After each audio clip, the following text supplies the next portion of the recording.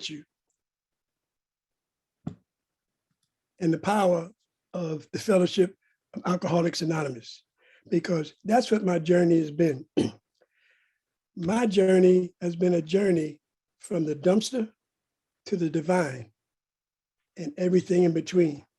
And that's what I stand on. I don't want another story. I don't want another glory. I want to keep it just like that. I know where I started. I know what you guys did for me in my life, and I know where I'm headed. And I'm real grateful to you, because without you, there would have been no me. I didn't even want to be bothered with me.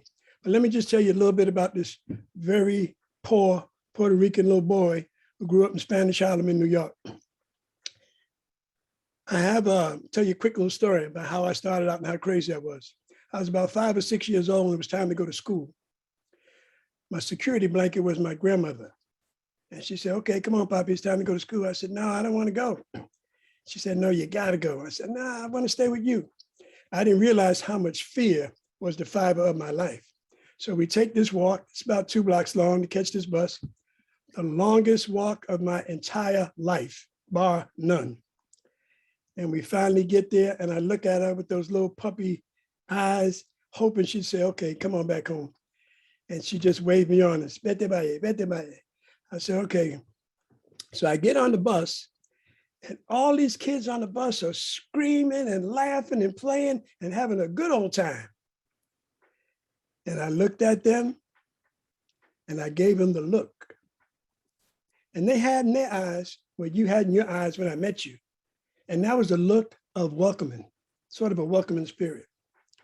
And I looked at them, and I looked at my grandmother and seen her walking away, and I gave them the look, and the look said, don't bother me. I don't want to play with you. Don't talk to me, because I will hurt you. And they accommodated me. They left me alone. I found me a little seat by the window, and I looked out the window for the entire ride. We get to the schoolyard, the kids do the same thing. They run off the bus, laughing and screaming and having a good old time. And I'm the last one off the bus. I make sure nobody's behind me. I walk and I find me a handball court wall, because I can put my back on the handball court and no one can come from behind me and I can see anybody out in front of me. And there was one little kid who looked like he wanted to befriend me, but he took a second look and he was very smart. He changed his mind and kept going. And good for him, he did the right thing on that day. We go into the classroom. I have no idea what happened. All I was listening for was the whistle to go back home. And when that happened, I got back on the bus, still haven't talked to anybody, looked out of that window all the way back to the place where we picked me up at. Why do I tell you that story?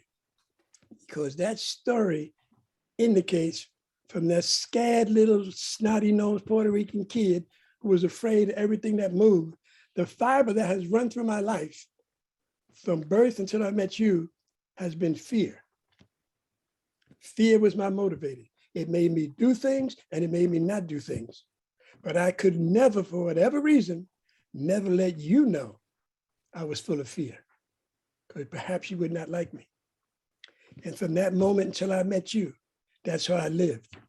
And I grew up. I have all sisters, 5 girls, no brothers. We come from a very poor family. And when it rains and you're very poor, and we didn't have things and stuff like the other kids, all we had was each other. And there was a lot of love there. I remember, a lot of love. And when it rained and you live in a poor neighborhood, there's nowhere to go, and we didn't have anything to do, so we just play games with each other. But what my sisters would do is they each invite over 2.5 friends. And I turn around, and there's 14.5 little girls in my house. And at a young age, I knew that was way too much estrogen for me. So I go to my default system. I look out the window, and I just stay in the window. And in Spanish Harlem, when you look out the window, what you see is hoes, pimps, gunslingers, jackers, drug dealers, nothing nice. But those were like my heroes, because they kept me from messing with all those girls. Growing up, we had a very close-knit family. I was one of the 2 families on the block that had a 2-parent household. Everybody else was a single-parent household. So all the kids would like to come up to the Cruz's house. Let's go see what the Cruz's are doing. Well, they knew what we were doing. They knew my mother was cooking, and she was cooking large, and she was cooking good, and they knew there'd be music going on. And all the kids would come over and get off the elevator and just smell, and they'd smell that food she was cooking, and they'd come on in. My mother was the type of woman that you don't come to a house and not eat. And if you can't eat because you got to go because of your parents, then you're going to take a plate with you. You can't just leave. And that's just the type of woman she was. Very loving, very caring, very beautiful, very intelligent. My mother was my hero. My father wasn't the sharpest knife in the drawer, but my mother was my hero. She was the go-getter, she was the adventurer, and she was the one that told me, you can be anything you want to be in life. Just prepare yourself for it. I said, right, Mom, because all I wanted to do was play basketball and swim. So that was the picture of our household. So we grow up, we go to school, we go to junior high school. I found out I have some athletic abilities. Still don't mess with no girls. Girls was a taboo. The only girls I messed with were my cousins and my sisters. And we go through school. I'm a decent student. I'm not a Rhodes Scholar yet. I would become one, but not yet. I'm just your average Joe, because all my time's on the basketball court. That's what I wanted to do. And we go to high school, and I picked an all-boy high school because I didn't want to mess around with those little girls in high school. I wanted to go where the ballers went, and they were playing ball, and that's all we did. And I wanted to be amongst the best. And I was a competitor, and I did that. I did okay in high school. I got ready to get out of high school, and I was given a partial scholarship. And as I told you, my parents were very poor, so they didn't have the money to supplement the other half. So my mother was, I hated to see it. She was heartbroken. I mean, devastated that they didn't have the money to send their only boy to college. I said, Mom, don't worry about it. I got this. I'm gonna get this job. I'm gonna work for a year. I'm gonna come back. They promised to hold a scholarship for me. And when I come back with my half of the money, I'm gone. So that kind of made it feel better. Well, about 6 months into that, working for a year, I started getting into clothes. I started getting into shoes. I started getting into a little sippy poo, not much, but I started getting into a little socializing. So the idea of that college started slipping slowly away from what was in front of me. And it became a little party time. So I met a guy, I never forget him. I was working downtown for about 6 months, and he was an executive accountant for CBS Studios. And we used to have lunch every day in the same restaurant, but we just used to wave to each other, how you doing, how you doing? And one day he said, hey, I want to ask you something. I said, where you work? I told him I work. He said, whoa, how'd you get in there? I said, just the luck of the draw.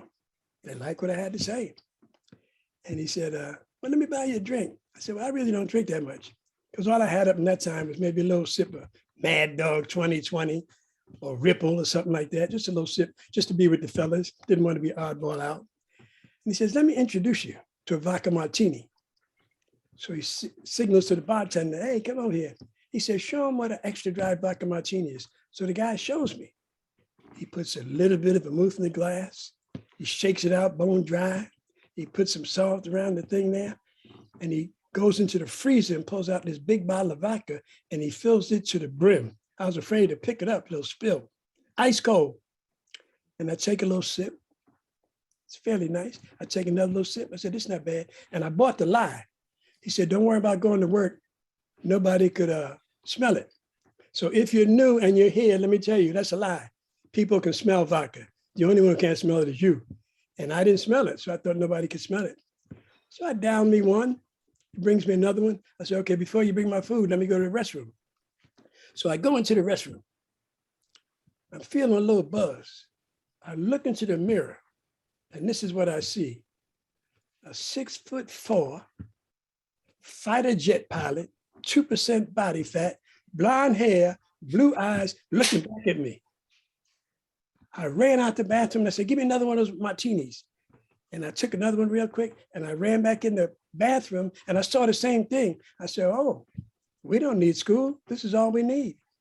And I continued on from there. And I had fun for at least 3-4 years, just drinking and maybe a little miracle marijuana, but it wasn't medical then. and just having a little bit of fun. But I had no idea what real heavy drinking was about. When I was 19, I had a son out of wedlock because I'd never been married in my life. And I said, oh man, what am I gonna do now? So I told his mother, because I'm not getting married, keep him for a year or two. I'm gonna clean up my act, and then I'm gonna get another place, and then he can live with me. Do whatever you want. I'll take him. Because I didn't want to be a deadbeat dad. I lived around too many of them. I didn't want to be one. So at that time, I was still interested in what you thought about me. So I wasn't going to be a deadbeat dad. So the time goes by. He comes and lives with me. I'm now raising my son by myself. Every couple of years, I'd get me a girlfriend. And to help me with my son, to make sure he had clean clothes and he went to school and do that kind of stuff while I was running the street. Because by that time, I had a little import-export business. And this is Alcoholics Anonymous, so I'm not going to talk too much about that business. But anyway, I needed to clean it up before he could come live with me. And I started accumulating things and stuff and toys and girls and jewelry and cars and just living that fast life. You know what that's about. And I raised my son. My mother comes over one night. She's talking to my girlfriend at the time.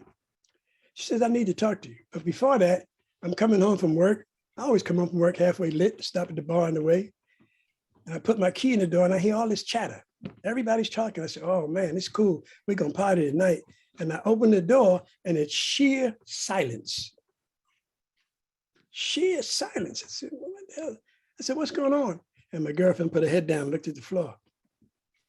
I said, what's going on, Mom? And she starts walking towards me. Now, everybody in Spanish Harlem knows you do not get in Rico's grill. Nobody, bar none. You can come as close as you want, and you can call me anything you like, but you never come here, because then we're going to have serious problems. And I know how to get busy. So she's walking towards me. While she's walking toward me, now this is, let me tell you the sidebar. This is a woman that I love, I worship. In my world, she is the finest woman I've ever seen in my life. She's the most intelligent woman I've ever seen in my life. She's the most loving, compassionate woman I've ever seen in my life. And she is my hero. And she's walking towards me. Now, I hadn't met you yet. So I didn't know anything about blackouts. I didn't know that I was in the grips of a progressive disease. I didn't know anything about that. I said, Mom, what's going on? And she's walking towards me and she says, I'm worried about you. I said, Mom, what are you worried about? Look at this house. Look at that duplex. Look at the cars. What are you worried about? And she's still walking toward me slowly. And she gets right here with her nose on nose, and she knows better. And she says, and looks me dead in the eye. I don't know who you are. You're not my son. My son died. I don't know who you are, mister. I said, Mom, what's the matter with you? She says, I don't know who you are anymore. And she leaves. I tell her never to come back. And I mean, I didn't know that alcohol didn't give a damn about how much I loved my mother. I didn't know that. I didn't know that alcohol don't want me to feel none of the normal feelings. I didn't know anything about the disease of alcoholism. I didn't know what I was suffering from. I thought I was suffering from partying too much. And she leaves, and it felt like somebody had stabbed me with a gigantic dagger over and over and over. But alcohol would not let me process the shame, the guilt, the incomprehensible demoralization, none of that. But what it did let me experience was the rage and the guilt. And that's how I responded. Rage and guilt. And it was just verbal. I would never put my hands on a woman. It was just verbal. But I talked to my mother that night as if she was one of the girls on the corner with no worry in the world. Because that was that alcohol, liquid courage. Didn't even realize it. My girlfriend looked at me. She just put her head back down. Time went on. I said, Mom, I'm sorry. Come on, let's get back together. I was drunk. She said, that's the problem. You always drunk. Always drunk. I said, Ma, I just overshoot the mark sometimes. It's okay. So we patched it up, but it took us about a year. She wouldn't come over my house ever again. and everybody came up my house. Fast forward, I've been training my son scholastically and athletically, because I'm an athlete. And we get this letter, this coach is coming down from Utah to recruit him. So he says, Dad, look, he shows me a letter. I mean, he's so proud. I mean, he could have lit up a Christmas tree. He's got beautiful eyes. His eyes lit up. He got long eyelashes, batting his eyelash. He was just, I'm going to go to college to get recruited. And I love the look I saw on his face. I said, that's cool. When's he coming? He said, Friday. Oh, I said, that's great. Because Friday, all we're going to do is say, it was around Christmas time. We're going to exchange gifts, say Merry Christmas. I don't have any clients. I'll be back home in maybe 10, 11 o'clock. He said, well, he's coming at 1:30. I said, I'll be here. So that morning came. I got ready. I got my suit on, got my briefcase. I'm getting ready to go out the door. He says, Papi, it's better day. He said, don't forget, the coach is coming today. Oh, I said, don't worry about it, little Papi. I call him little Papi. Don't worry about it, little Papi. I'll be here. We just going to Merry Christmas up a little bit and come back. And I went out that door with every attention of being sitting in my living room when that coach showed up. I get to work. We start having a little sippy pool. And I apologize now because I got to mention it one time because I'm going to tell you the truth about what happened. We had as much liquor as you ever could want to see going this way, and as much as that white powder stuff going that way on a big table. And I just kept Merry Christmasing up. And he kept calling. He said, Pop, come on, it's time. I kept telling my secretary, tell him I'll be there in a little while. Well, fast forward, I never got there. I hadn't met you yet. I didn't know that I had no control. I didn't know that I couldn't stop. And I couldn't get there. And I go into the house that night at 8:30. I was supposed to be there 1:30 afternoon. I don't need to tell you about how many times he called and what I kept saying. I don't know what I kept saying, except I'm on my way. And I walk in the house that night and I put my key in the door and I go in, and my girlfriend, it's a different girlfriend now. My girlfriend looks at me and puts her head down. Just shakes her head. And I look at my son, and my son gives me this look. If eyes could kill, somebody else would be here with you tonight. It wouldn't be me. And once more, alcohol did not let me accept that this is the biggest day in this man-child's life. This is his world. This is his dream. And it's getting ready to come to fruition. And I can't even show up. But I don't know, I'm suffering from something.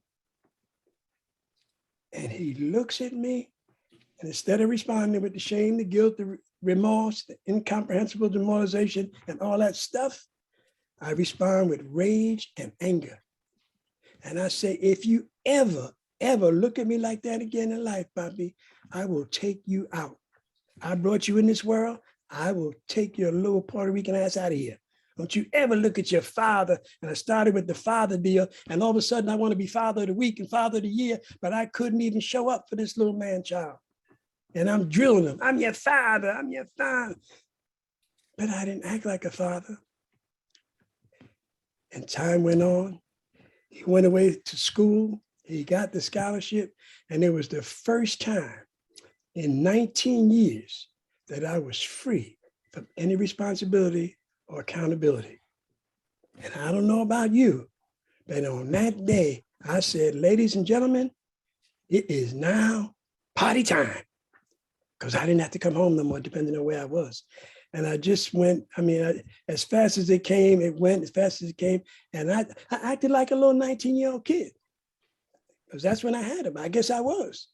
And I just went stark, raving mad. And before it's all over, I won't tell you all the in-betweens because I want to get to On Awakening. I was helpless, hopeless, godless, thoughtless, penniless. I didn't look like this. I didn't talk like this. I didn't walk like this. I didn't feel like this. I didn't smell like this. I was not a vision for you. And I had just went like a downhill racer if you ski. I just went down, down, down. And the sad part about it is I didn't even know it was happening. I was committing suicide on an installment plan one day at a time and had no idea that I was in the grips of a progressive disease. At the end of my drinking, I'm up in Nevada because I was running away from me, thinking I wouldn't show up. And I'm homeless and I hadn't eaten in about a week. And I'm waiting for this guy, the manager of the store, that throws out the cleanest dirty garbage.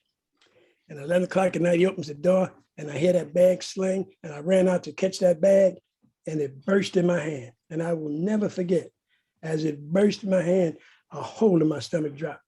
And I felt that hot plastic and those coffee grinds and those dirty scrambled eggs on my arms. And I started crying. And I had my first spiritual experience. I had an out-of-body experience. It was like as if I was up here and I looked down and I saw this animal at this dumpster. And I said, oh my God, what have I become? It scared me to death. And I looked and I looked. I said, who is this animal at this dumpster? And it was me. And I didn't want to come to that realization. And when I did, I started running and crying. And I knew from that day on, I was just going to drink myself into oblivion, because I never wanted to sense that depth. I told you fear was one of the fibers in my life, but that depth of fear again. I've had guns in my mouth, cocked to my head, in my chest. I lived a very tumultuous journey we don't need to talk about, because it has nothing to do with the price of tea in China. However, never have I felt the depth of fear that I felt when I saw that animal at the dumpster. And fast forward on, I just kept trying to kill myself just by drinking, because I never wanted to see that image again. And I wound up in a homeless shelter. And part of the thing you had to do in a homeless shelter if you wanted to keep your bed was you had to go to this meeting in the morning where they were reading this funny blue book. I had no idea what it was. You had to go to this writer's workshop in the afternoon. And at night, you had to go to this funny thing. They called it a participation meeting. I didn't know what a participation was. I didn't want to participate. Why would I know what a participation meeting was? But if I wanted to keep that hot water to wash my butt and have that bed, I had to go to these three things. And all I did was sleep through them. And one day, I woke up out of a stupor and I heard somebody say, we, men and women of Alcoholics Anonymous, have recovered from a seemingly hopeless state of mind and body. I went, what the hell are they talking about? I went back to sleep. And about a week later, I'd wake up, because you can't have breakfast till you go to the meeting. So I'm in the meeting, I'm just sleeping till breakfast. And I hear somebody else say something else. Something that sparked my attention. I said, what the heck are they talking about in these meetings in this funny blue book? And I started going to the writer's workshop. I like to write, I'm a good writer. And so I started having fun with it, humorous, mysterious, all kinds of stuff. I'm writing, but I didn't know I was writing on topics in the book because they weren't introduced that way. And I stayed there. You're supposed to stay there, I think 2 weeks max, and then you got to transfer somewhere else. I stayed there 17 weeks. I guess some are sicker than others. They was afraid to let me go. And I finally went to a treatment center, got introduced to Alcoholics Anonymous, started going to meetings, started taking steps. But the kickback is I was a no God baby. You see, when I was young, I was trying to be an altar boy. And in those days, the mass was in Latin. And I'm partially dyslexic, and I couldn't learn Latin fast enough. And what the priest would do was one would hold my hands and one would take that big ass, that big ruler and whack my hands until they were black, blue, purple, and bleeding. And I'd go home and my mother said, what's wrong with your hands? I said, I got into a fight. And I used to fight all the time when I was young. She said, when are you gonna stop fighting? I lied to my mother because I couldn't break her heart. She thought the priest walked on water and I couldn't tell her what they had been doing to me because I couldn't learn Latin fast enough. So I'd come home every week I'd come home with my hands bleeding and dripping and swelled up and just crazy. But I couldn't tell her. I loved her too much. I couldn't tell her because she thought they were God, I guess. I don't know what she thought. But the last time that happened, I vowed I will never dawn the steps of a church ever again. If this, and I'm looking at my knuckles bleeding and in pain, if this is what God is about, I don't want none. I'll live without it. And I just stayed away from anything that sounded like religion. Spirituality wasn't even in the ballpark. Anything having to do with religion or God. And I just stayed away from it. And I lived a crazy life like that. And I came to you guys like that. And fortunate for me, you put a guy in my path and he said, come here. In those days, you could smoke in the meetings and you had to wash the ashtrays and clean the coffee cups. And he said, sit down, Sonny. And I'm still arrogant. My name ain't Sonny. My name is Rico. Yeah, sorry about Rico. I still got all this false pride in me. And he said, sit down and shut up.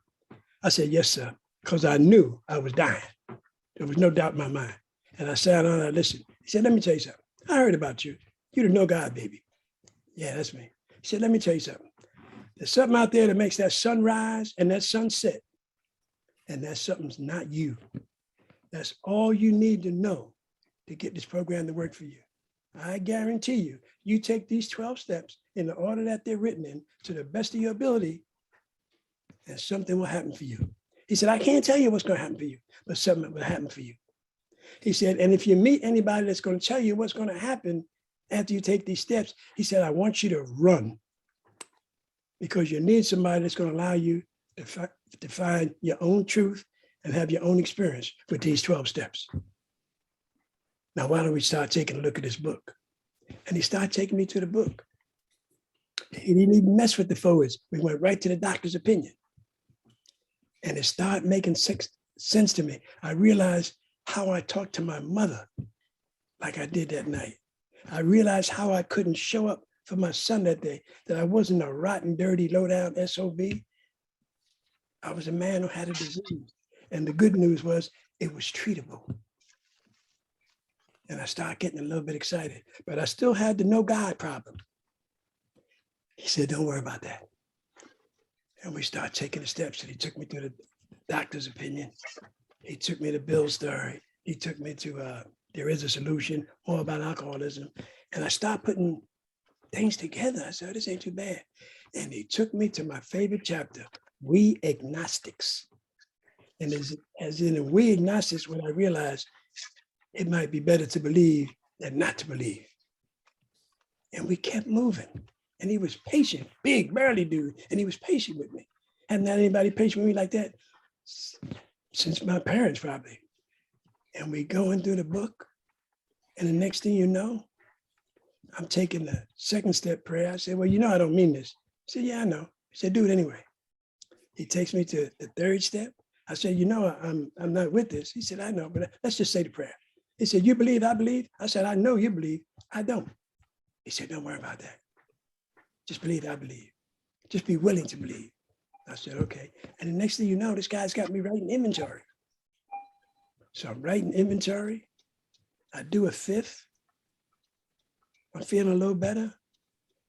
But the program comes alive for me because I've been sharing all the way to this point. In 6 and 7, I have an emotional experience, a positive one. I get in the 6, and all of a sudden, I'm ready to do anything. I'm ready to surrender everything. And when they talk about, are you entirely ready? No, I was beyond entirely ready. I was begging whoever was up there to take this from me. And we move on to 7, to remove these defects of character. Not a problem. Take everything I got. If you want me to be one of those bell ringers down the Salvation Army with them white polyester suits, I'll do it. Whatever you want. Just take this monster away from me. I can't live like this one other day. And I spent about a half a day in 6 and 7 and crying and watching montages of my life flash by. And the next thing you know, I was making a list. I was making a list. Me, the no God baby, making a list. After I made that list, I started knocking on doors and I started making amends. And I start making amends and I get down to the end and making amends. And we're talking about you will suddenly realize that God is doing for you what you could not do for myself. I said, where'd that come from? I didn't say that. Where'd that come from? And you backed me into 10. And now they're talking about you have now entered the world of the spirit. I'm still thinking about this little Puerto Rican slave bag climbing out of this dumpster. And you said, now we enter the world of the spirit? When did that happen? But it happened for me in 6 and 7. It happened because I started making that list, making those amends. And they said, now we're going to focus on understanding and effectiveness. I haven't understood anything in 20 years. I haven't been effective in 25 years. I've been getting loaded. How am I going to be effective again? I used to. Guys like me don't wind up where I wind up. I've gone to the university. I've gone to graduate school. I've worked the better part of my life. People like me are not supposed to wind up eating out of dumpsters. But I did, because that alcohol was an equal opportunity killer. He didn't care who or what I was or what my educational background was. All he wanted me to have was more, and I accommodated him. I kept getting more and more, thinking I was having fun. And we climbed down into this 10th step. And I'm supposed to get effective and look into understanding. I start writing. Let me see, I got my book here, so I don't have to guess for you as we come down here in step 10. We have entered the world of the spirit. That's what scared the hell out of me. Our next function is to grow in understanding and effectiveness. Love and tolerance is our code. It is now. It wasn't then. But when we got to step 11, and it said prayer and meditation. And I fall in love with prayer and meditation. You got to know God, baby. A sleaze bag eating out of dumpsters. He gets introduced to Alcoholics Anonymous.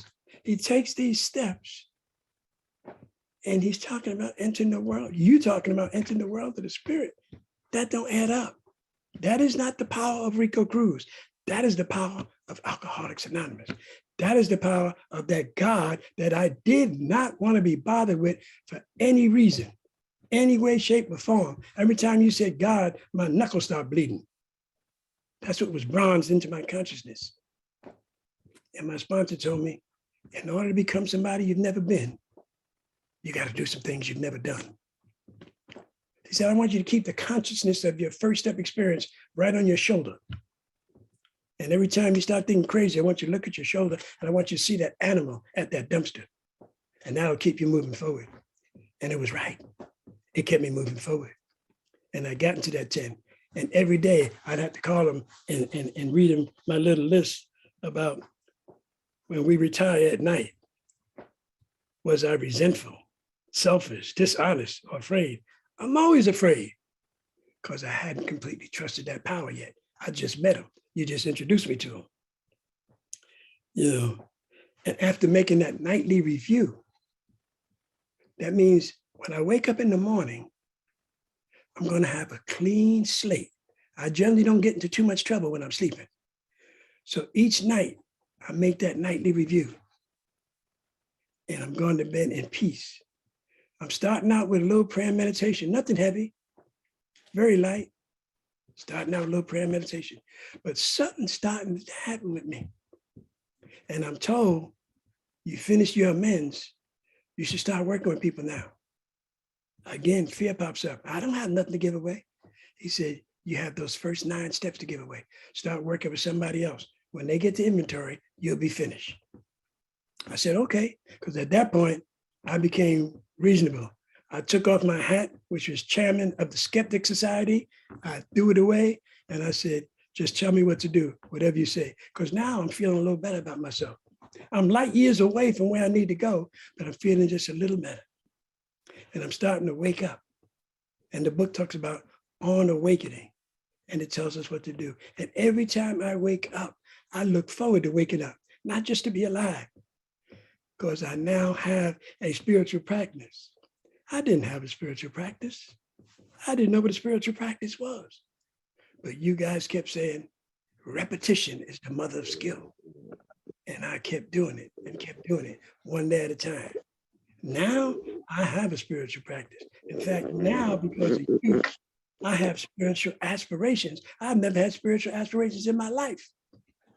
And I was fortunate enough that one of our members allowed me to read my spiritual aspirations with him. And I called him and I said, would you mind if I did this?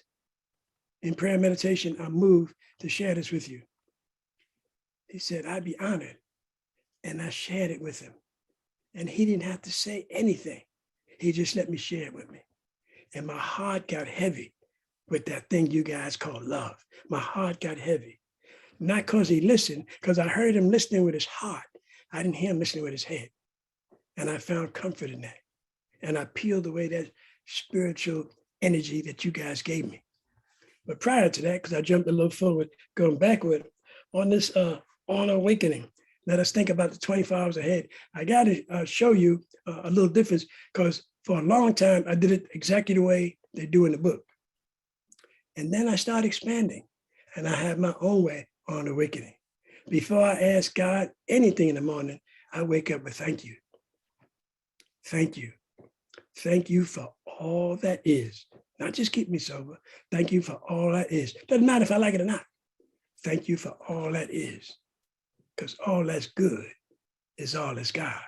Thank you for all that is. And I'll learn how to deal with the rest of the stuff.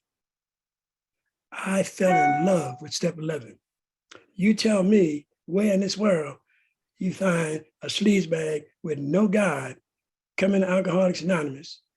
You guys hit me with a big gunny sack of love. You put me in the gunny sack. You're throwing the 12 steps. You're throwing the promises. You're throwing the traditions. You're throwing the concept. You shake it up and bop, voila. Somebody else comes out. And I look at step 11. Wow, sort through prayer and meditation.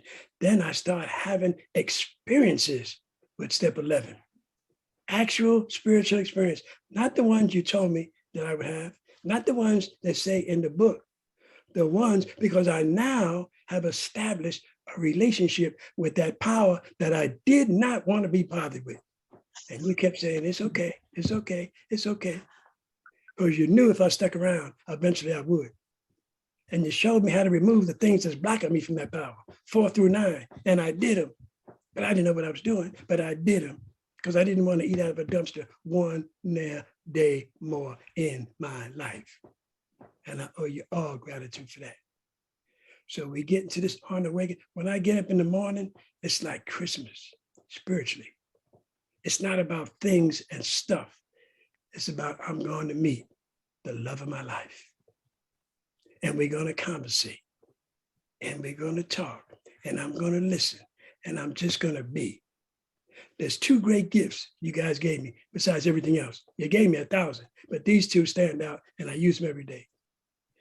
You taught me how to be, just be, not do, be. You taught me how to be. And in being, I've been introduced to so many different things. And you taught me how to love. I'd run around America telling everybody, I didn't even know what love was. Love is not just a 4-letter word. Love is a concerned action. And if you take that action, you never have to tell anybody you love them. They'll know. And it's not to impress them, because you can't impress anybody like you love them. It's genuine and it comes from the heart.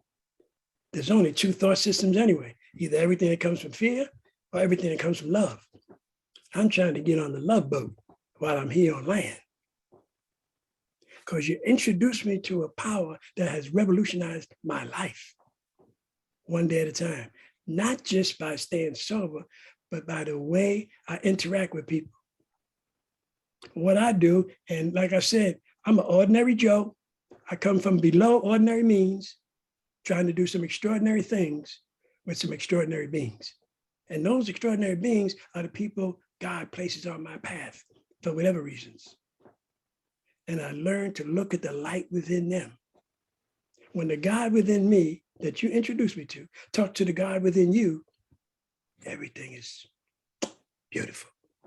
But when my ego talks to your ego, and my insecurity talks to your insecurity, and my low self-esteem talks to your self-esteem, and my fear talks to your fear, we have problems and we stop pointing fingers at each other.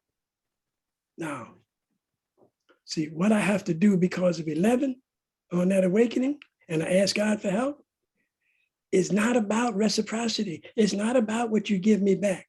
It's not about how you respond to me. It's about loving and giving. That's what I learned in prayer and meditation. So when I wake up, before I get to As the book says, on awakening, let us think about 24 hours a day. When I wake up, I don't think about a damn thing anymore. This didn't just happen. I just sit and be.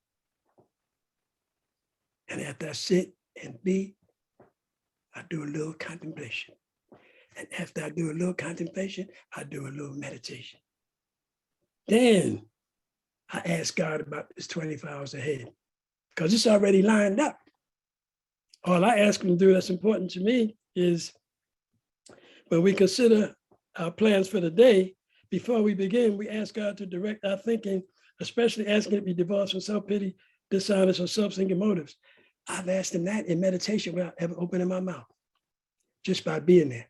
I stole something from Deepak Chopra once, many moons ago. I heard him speak. We were out at Santa Monica Civic Auditorium in Santa Monica, California. And he said something that just stopped my life. And I said, I need to use that. And this is what he said. From 4:30 in the morning to 7, I belong totally to God and the universe. Totally. He said, and after 7, I belong to the universe. And that just rang a bell with me. So at 5 in the morning, no radio, no TV, no sports, no book, no spiritual readings, no nothing. I belong to my Father. And I stay there. And God forbid there ever be any emergencies happening because I don't answer my phone, my door, or anything else during those hours because I belong to somebody. And after those hours, I belong to the universe. Whoever calls, whoever needs, whoever wants, my job is to be there. I'm not the good humor man, but my job is to be there emotionally, spiritually, mentally, psychologically, and when I can, physically. So on awakening, like I said, it's like a spiritual Christmas for me. I can't wait to wake up. But it wasn't always like this. I did it slow. I did what it says right here on awakening. It says, in thinking about our day, we may face indecisions. I always face indecisions. Here we ask God for inspiration. When I come out of meditation, I'm already inspired. I have a pause that's geared just for inspiration. 2 pauses I do. One for love, one for inspiration. With the power. I will pause for love so that no matter what you do to me, if you come up and call me out of my name, I could pause for love. Because when you call somebody out their name and you're angry with them, you're doing all kinds of crazy stuff, that's a cry for love. You may not know it, but you're really crying for love. You ain't mad at me. And I gotta love you. I remember years ago, I was at a convention up in Palm Springs, and I'm sitting around chit-chatting with a couple of people. This big dude comes up, big penitentiary dude comes up, and he busts through the crowd, and you see the C-pod, and he's just coming. Everybody's wondering, oh, where's he going? And he comes up, he says, hey, you Rico Cruz? I said, I was yesterday. Who needs to know? He said, you remember me? I said, you look kind of familiar. He said, I was in that guy. You remember me? At the Palm Springs, and you was teaching Big Book, and you said only 3 people are going to be sober this time next year, and one of them was going to be you, and I said one of them was going to be me, and you said, we'll see. Jury's still out. And I had a resentment for you for a long time, and I went out, and he started crying, and he came towards me, and he started hugging me, and he said, I finally did what you told me. I'm taking a 7-year cake tonight. Would you give it to me? And then 2 grown men at this convention, hugging each other, crying, snotting on each other. That's the power of God. I can't do that. I cannot do that if I planned it. So I've learned to let God do what he does and stop playing God slowly. On awakening, if you do your nightly review, it should be Christmas time for you. Not the first time, not the second time. You got to do it a while. You'll start looking forward to it. I'll be late to work before I not do my morning practice. Because if I don't, I'm driving crazy. I'm acting crazy. I'm cutting people off. I wanted to get into what you guys introduced me to. You said you introduced me to a design for living, not a design to stop drinking, a design for living. And I needed one. I didn't know how to live. The only way I knew how to live before I met you was in altered states. And I would do anything in altered states. Sick relationships, fighting, robbing, stealing, all altering relationships.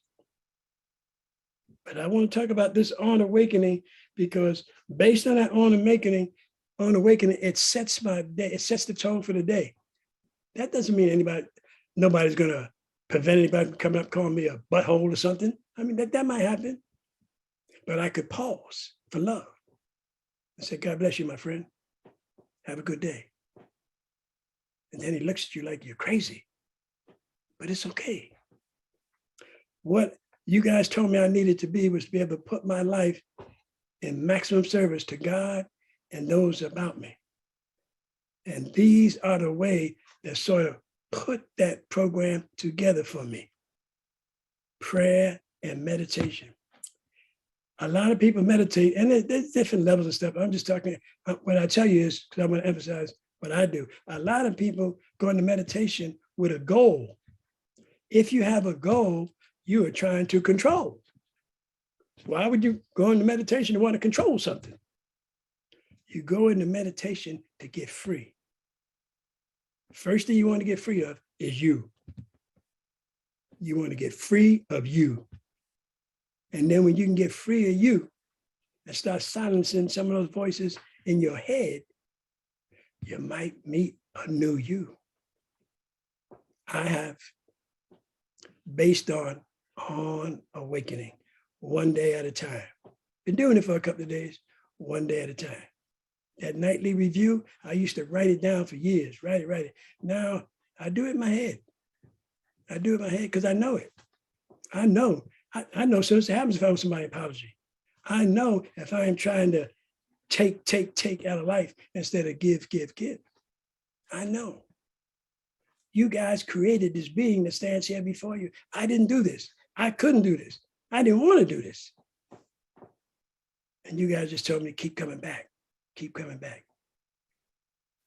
The fact that you got this Puerto Rican sleazebag to fall in love with the doctor's opinion, we agnostics, and step 11 is nothing short of a miracle.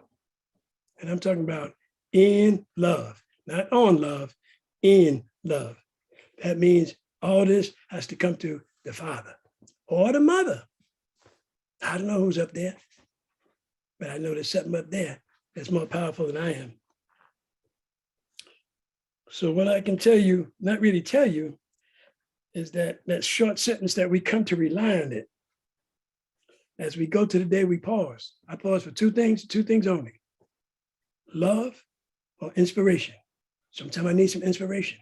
Sometimes my fuel gets low. Sometimes that pause includes, after the pause, a call to somebody. But pause for love all the time. Because I want to be love's presence. This morning, after awakening, I send love, light, and well-being here to this room before you even thought about it. I knew when I got here, love's presence would be here to greet me. Because me and the spirit sent it here this morning. That everybody here would be well, would be loved, would be welcomed, and would walk around with their light shine. Let me tell you one of the things, people tell you all kinds of reasons that keeps them here in Alcoholics Anonymous. Let me tell you what keeps me here in Alcoholics Anonymous.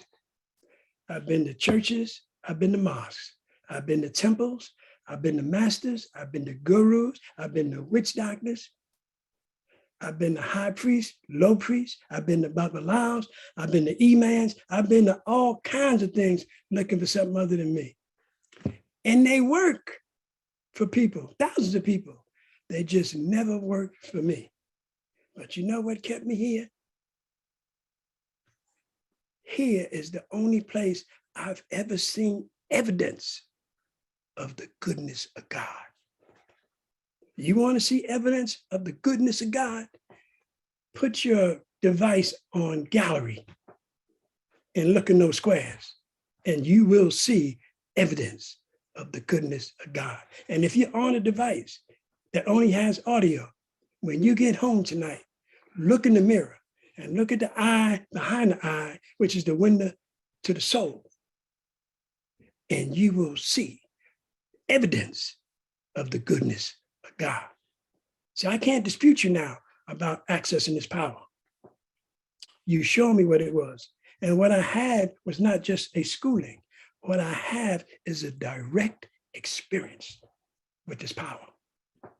So there will never be no doubt about the power anymore.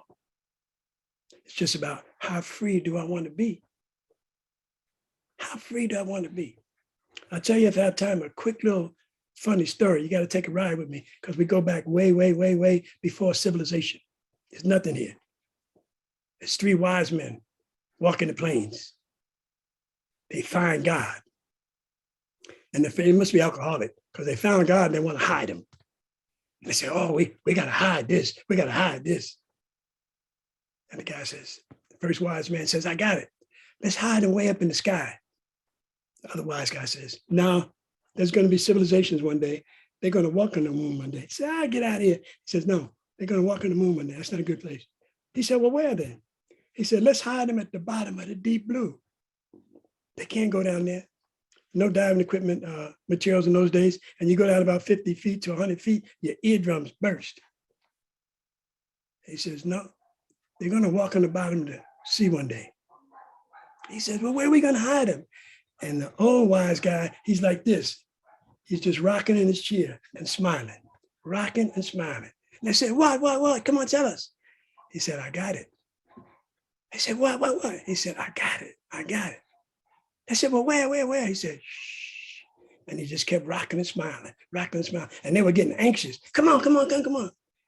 And he says, let's hide them deep down inside every man, woman, and child because they'll never look there.